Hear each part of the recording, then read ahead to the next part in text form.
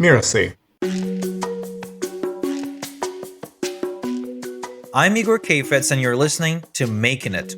I run a business called List Building Lifestyle, where we support people who want to start and scale an online business to have more freedom, travel more, and call the shots in their life.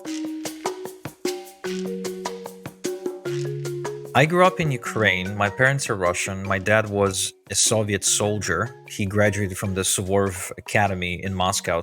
And then when I turned 12, just before I turned 12, the situation in Ukraine got so bad, even then, that was back in 2000, that my parents decided to use our Jewish connection to immigrate to Israel. And we arrived in Israel on June 1st, 2000, with $1,000 and 9 big bags of like all of our lives' possessions, basically. I mean, my mom was so obsessed with getting everything that she could get that she took the glasses and the plates and the pillows and and the blankets and even toilet paper, whatever toilet paper we had at the house back in the day.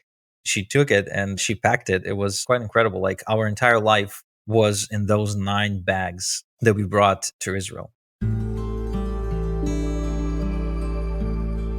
When we moved to Israel, my dad kind of gave up. He went through this immigration process, and just like many breadwinners, he lost the ability to earn an income. My mom actually became a breadwinner, although she didn't work for 15 years before that. And, he struggled. His self-image got shot, and he started drinking heavily. He developed a bunch of health issues. He went into a double bypass. The most he could do would find an occasional security guard job every now and again, but then he would get fired after a few months because the security company didn't want to have him get seniority and give him perks and raise his pay. So they would hire him and fire him, hire him and fire him. And he was so depressed.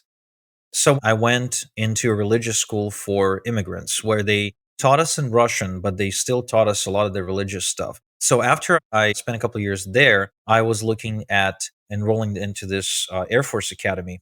There was a 3-day enrollment exam where they've tested us in every different way possible. There was the physical exam, of course. There was the psychometric one. There was a psychiatric assessment. There was, of course, math and English level assessment. So I passed it with flying colors, and I think I was one of the 150 or 180 that got enrolled that year.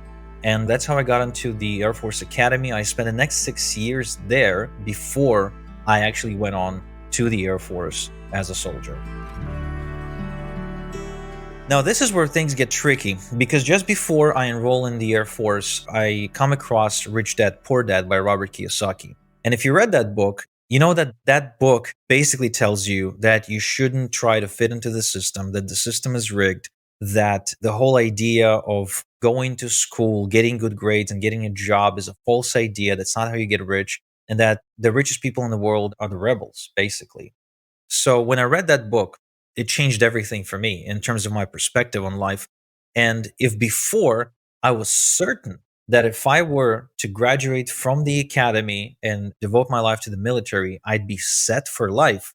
After reading that book, I wasn't so sure, and I decided to change directions because I started realizing that that was the message that my parents instilled in me, but that wasn't true. This is when I started meeting in person all the other guys that graduated the academy before me and already have started their professional military careers. And you know what I noticed? None of them were rich and none of them were happy. And I decided that I wanted out. And I wanted out now rather than later, which was tricky because having gone through the 6 years of military training prior to getting enlisted, that means that the army, the Israeli army, invested in me. It means they've covered a big chunk of my tuition as a student, because they were banking on me to become like this legit soldier and contribute to the cause of the Israeli army. And I said, you know what? I don't want to do it anymore. And I started giving them hell. I mean, quite literally, I gave everyone hell. All of my superiors, all the commanding officers. I started doing like everything I could to just get out. I even did some time in the army prison. They put me in jail for some time. They put me to trial as well. But eventually, about 6 or 7 months later, I got out. And that was one of the best days of my life because I remember when I got out of the front gate, I wasn't walking. I wasn't running. I was almost like floating above the ground. And I felt liberated. I felt happy. And incidentally, it was about 6 weeks later that I've made my first real check from my online marketing efforts. And that was just huge. I stumbled into this video where Bob Proctor explained why 90% of the money in the world is in the hands of the 10% of the people in the world. And, then went on to explain what the hell is a network marketing model where, a friend brings a friend, brings a friend, brings a friend, and why that results in a lot of people making a lot of money. And from there, I joined a network marketing company, an online network marketing company called Global Domains International.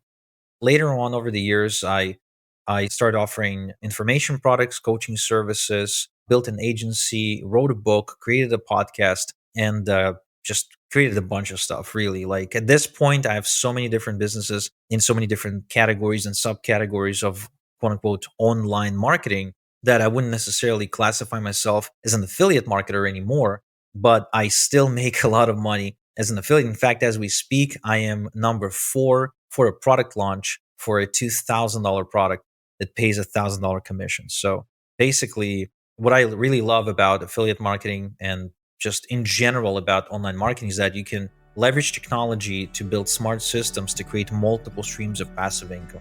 And that's what I've been specializing in for the past 10 years. To me, the feeling of making it is the feeling of freedom, is the feeling of breaking through a constraint of some sort that was holding you back for years.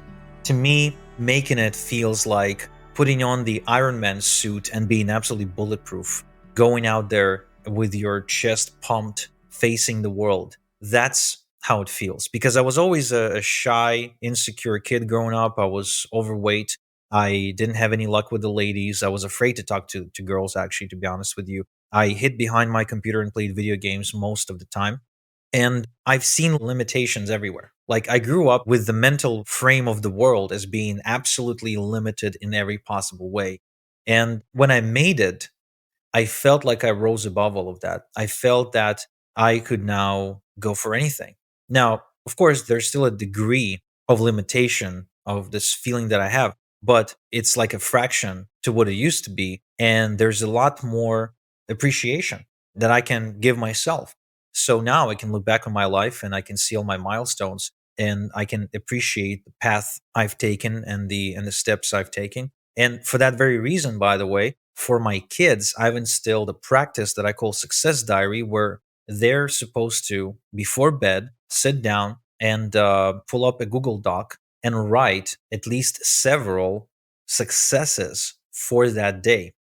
This could be anything, by the way. This could be even the most trivial stuff, but still they have to write successes. And so now my daughter, who incorporated this practice, I incorporated this practice with her about 3 or 4 years ago. She's now hitting 10,000 successes in a couple of months. And you can tell that the self-esteem is just on a whole other level, because every time she goes to bed, she actually has to scroll through thousands of successes, thousands of them. And that helps mold a much more healthier self-image. So for me, succeeding was more about crushing the limiting self-image I've had and finally experiencing some level of freedom, where for her, I hope making it would mean something else completely. For her, I hope that she will be creating things and doing things from the position of making something cool happen rather than from a position of survival and proving something, as it was for me. I'm Igor Kheifets, and you've been listening to Making It. You can find out more by picking up a free copy of my book at igorsbook.com. Go to igorsbook.com right now, and I'll send you a free physical copy of my Amazon bestselling book, plus throw over $3,000 in free bonuses into the package. So that's igorsbook.com. Making It is part of the Mirasee FM podcast network, which also includes such shows as Course Lab and Just Between Coaches. This episode of Making It was produced by Danny Bermant and Geoff Govertsen. Cynthia Lamb is a supervising producer. Danny Inney is our executive producer. Post-production by Post Office Sound. So you catch the great episodes that are coming up on Making It, go ahead and follow us on Apple Podcasts, Spotify, or wherever you're listening right now.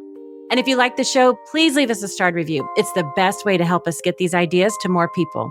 Thank you, and we'll see you next time.